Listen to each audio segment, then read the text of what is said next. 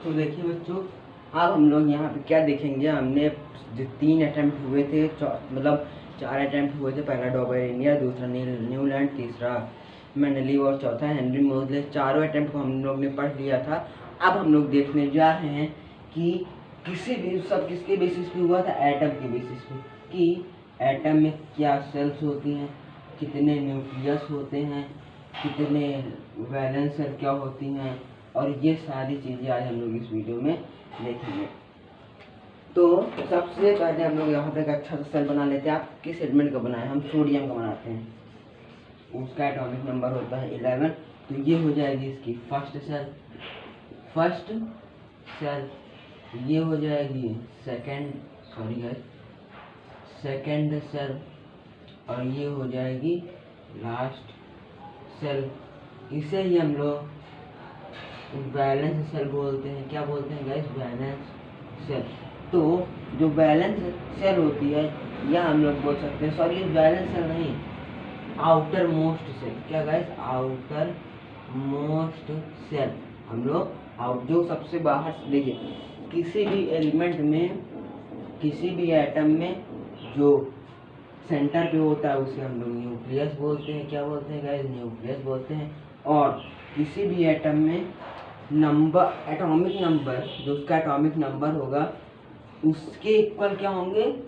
Number of electron, और number of electron के equal number of proton. तो इसे हम लोग कह सकते हैं atomic number is equal to electron is equal to proton. क्या गाइस?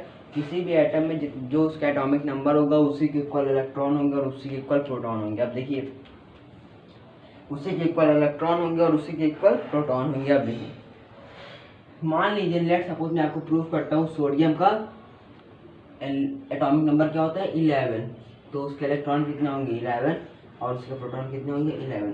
तो उसी न्यूक्लियस में प्रोटॉन भी पाए जाते हैं, और उसी न्यूक्लियस में कुछ पॉजिटिव चार्ज होते हैं। तो जितने उसका एटॉमिक नंबर होगा उतना ही पॉजिटिव चार्ज होंगे। उसे हम लोग क्या बोलेंगे? प्रोटॉन।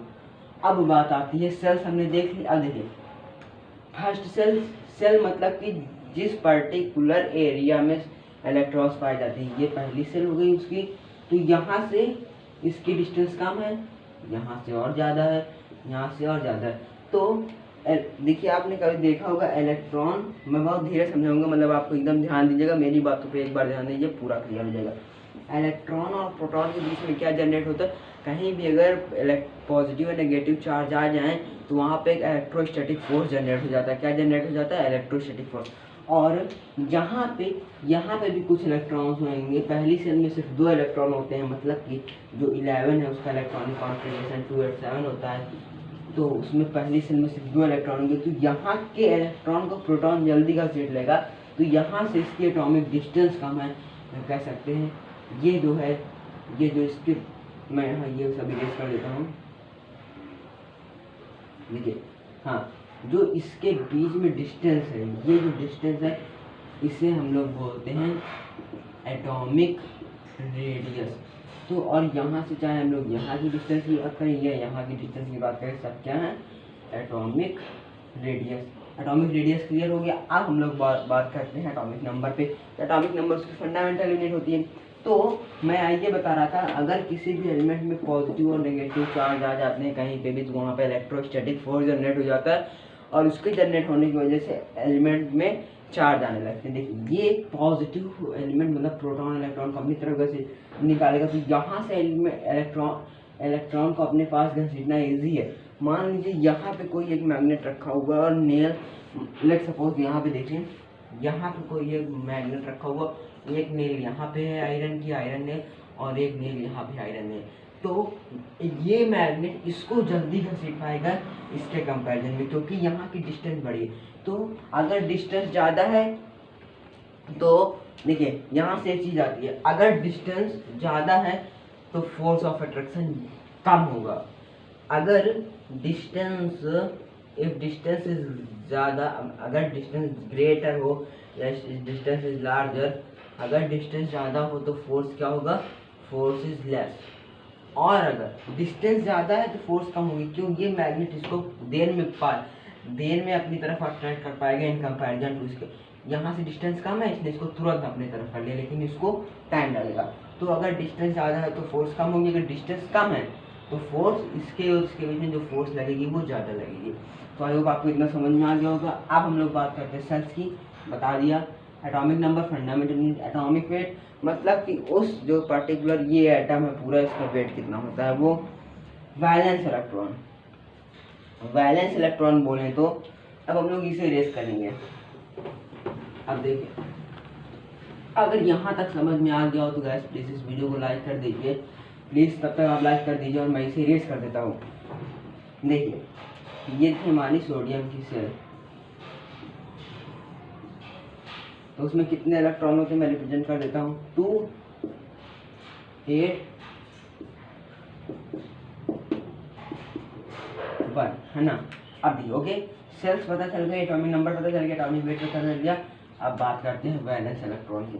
तो जो वैलेंस इलेक्ट्रॉन होते हैं किसी भी सेल के आउटर मोस्ट इलेक्ट्रॉन के जितने भी किसी भी सेल, ये एक सेल है नहीं, किसी भी एलिमेंट के आउटर मोस्ट सेल पे गई, ये सेल हम लोग को मिली, हम उसके आउटर मोस्ट सेल पे गए, ये है, और उसमें जितने भी इलेक्ट्रॉन होंगे वो क्या होंगे, वैलेंस इलेक्ट्रॉन। Valence electron. तो अब ये वैलेंस इलेक्ट्रॉन एटम पे डिपेंड करता है कितने होंगे। अगर ये मैग्नीशियम का होता तो यहाँ पे 2 वैलेंस इलेक्ट्रॉन होते। क्यों 2 होते, क्योंकि उसका electronic configuration 2 then 8 and then 2 होता है। और अगर यहाँ पे एल्युमिनियम होता तो 3 होते हैं। क्यों, क्योंकि उसका इलेक्ट्रॉनिक कॉन्फिगरेशन 2 8 3 होता है। तो वैलेंस इलेक्ट्रॉन समझ में आएगा क्या, in outermost shell number of electrons are present is called outermost valence electron. मतलब कि जो आउटर मोस्ट सेल है हमारे, उसमें जितने भी इलेक्ट्रॉन है उसे हम लोग वैलेंस इलेक्ट्रॉन कहेंगे। इतना समझ में आ गया। अब आता है इलेक्ट्रॉन एफिनिटी। तो अगर इलेक्ट्रॉन एफिनिटी से पहले हम लोग आईपी को समझते हैं, मतलब आयनाइजेशन पोटेंशियल। क्या अगर मैं साफ साफ लिखूंगा, आयनाइजेशन पोटेंशियल। आयनाइजेशन पोटेंशियल क्या होता है, लेट सपोज ये हमारे पास एक एलिमेंट है बड़े बोरॉन का, मानिए तो हाइड्रोजन हीलियम लिथियम बड़े बोरॉन 5 होता है, तो 2, 3 1 2 3। अब देखिए आयनाइजेशन पोटेंशियल की डेफिनेशन होती है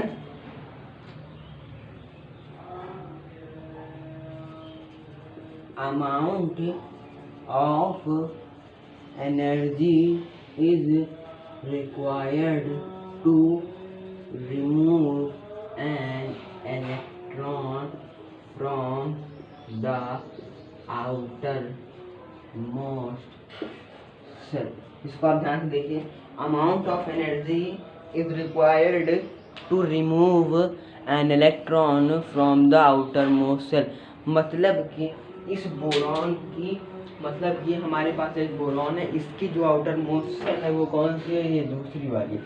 इसमें किसी भी इलेक्ट्रॉन को निकालने के लिए, मानिए देखिए ये कोई मॉल है और इसमें से आपको सोया सॉस लेना है, तो आपको एक सोया सॉस के बदले में जितने पैसे देने पड़ेंगे, आप जितना पैसे देंगे वही उतने ही आपको सोया सॉस मिलेंगे।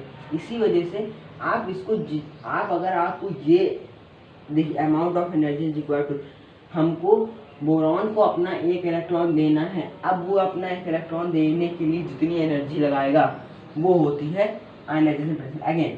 अगेन देखिए बोरॉन जो है अपने एक इलेक्ट्रॉन से नाराज हो गया और वो चाह रहा है कि ये मेरी फैमिली से चला जाए, तो वो इसे हटाने के लिए, इस इलेक्ट्रॉन को हटाने के लिए जितनी एनर्जी देगा वही होगी हमारी आयनाइजेशन पोटेंशियल। देखिए amount of energy is required to remove an electron from the outermost. Outermost shell से इलेक्ट्रॉन निकालने के लिए जितनी एनर्जी लगेगी वो होती है। अगेन आउटर मोस्ट सेल से, मैं फिर बताना चाहता हूँ, आउटर मोस्ट सेल से किसी भी इलेक्ट्रॉन को निकालना है उसके लिए जितनी एनर्जी लगेगी उसे हम लोग क्या बोलेंगे, ionisation potential. Amount of energy is required to remove an electron from the outermost shell is called ionisation potential. अब आगे देखते हैं हम लोग। देखिए अब बात करते हैं ई की, मतलब कि इलेक्ट्रॉन एफिनिटी। किसकी बात करेंगे हम लोग, इलेक्ट्रॉन एफिनिटी। इसे ही हम लोग बोलते हैं इलेक्ट्रॉन गेन एंथैल्पी। अब देखिए हम लोग इसी का एग्जांपल लेते हैं, खाली इस एलिमेंट को थोड़ा सा चेंज कर देते हैं। देखिए नियॉन का लेते हैं, लेट्स सपोज ओके, कितना होता है उसका 10, तो 2 8, तो 2 8 होता है उसका क्या एटॉमिक मतलब इलेक्ट्रॉनिक कॉन्फ़िगरेशन। तो देखिए अभी तक हमने ये जाना कि मैं इसको माइक अपने हाथ में ले लेता हूँ क्योंकि ये इम्पोर्टेंट है। देखिए अभी तक हमने ये जाना आयनाइजेशन पोटेंशियल क्या होता है, हमें अपने आउटर मोस्ट सेल से एक इलेक्ट्रॉन निकालना था, उसके लिए हमें जितनी एनर्जी देनी पड़ेगी वो क्या होगा, आयनाइजेशन पोटेंशियल होगा। और अगर हम लोग बात करें इलेक्ट्रॉन एफिनिटी, देखिए इलेक्ट्रॉन एफिनिटी बोले तो वो होता है, मान लीजिए लेट सपोज, आपको क्या सपोज करना, आप ये सपोज करिए कि आपको अभी तक हम क्या कर रहे थे, इलेक्ट्रॉन को निकालने पे जितनी एनर्जी लग रही थी, बाहर फेंकने में जितनी एनर्जी लग रही थी, उसे हम लोग आयनाइजेशन पोटेंशियल बोलते हैं। और अगर हमें कोई एक इलेक्ट्रॉन, सोडियम को अपना एक इलेक्ट्रॉन इसे देना है, मतलब ऐड करना है, उसके लिए जितनी एनर्जी लिबरेट होगी, आपने जब इलेक्ट्रॉन निकाला, आपने जब ये था हमारे पास ये एक एटम है, आपने उससे एक इलेक्ट्रॉन निकाला, तो जितनी एनर्जी लगी निकालने के लिए उसे आईपी बोलते हैं।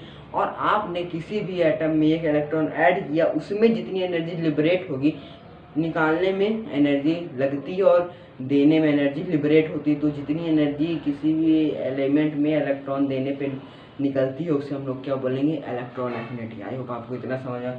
ये दोनों बहुत इंपॉर्टेंट कॉन्सेप्ट हैं। देखिए इलेक्ट्रॉन एफिनिटी में आपको बताना चाहूँगा, देखिए अमाउंट ऑफ एनर्जी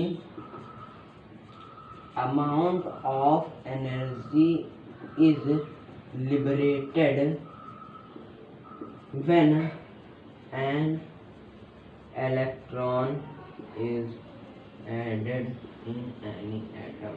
मतलब हम लोग किसी भी एटम में अगर कोई प्रोटॉन ऐड कर रहे हैं, कोई इलेक्ट्रॉन ऐड कर रहे हैं, कोई इलेक्ट्रॉन ऐड करते हैं, तो जितनी एनर्जी लिबरेट होती है उसे हम लोग क्या बोलते हैं, उसे हम लोग बोलते हैं इलेक्ट्रॉन एफिनिटी। ओके, अब हम लोग आते हैं, अब देखिए ये जो हमारा वेरिएशन डाउन अ ग्रुप है, ये हम कितने कलरफुल नोट्स है, तो जो वेरिएशन डाउन अ ग्रुप होता है मतलब कि उसे हम लोग डाउन अ ग्रुप में सेल्स कितने होते हैं, एटॉमिक नंबर कैसा होता है, वैलेंस इलेक्ट्रॉन क्या होता है, इलेक्ट्रॉन बढ़ते हैं घटते हैं सेम रहते हैं, आईपीयू कितनी होती है, ये सब हम लोग देखेंगे।